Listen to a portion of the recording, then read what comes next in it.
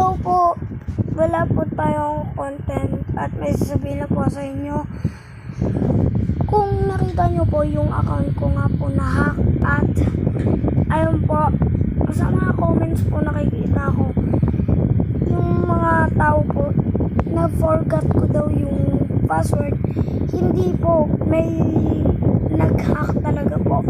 Tsaka yung sinasabi yung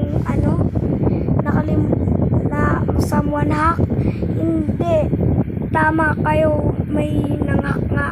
Tsaka sinasabi nyo tama, may nakalimutan ko. Hindi ko yung kinakalimutan. 8623109996 nga password ko at hindi na nabalik sa akin. Yung nilalagay ko nga yung password ko ayaw talaga. At kung nakikita nyo sa comments, si MTFE, nakita nyo po siya. Hello po, napapanood mo po to ngayon. Yung account ko, tama yung pangalan at tama yung at yung password at hindi ko nakakalimutan. Okay lang yung guys.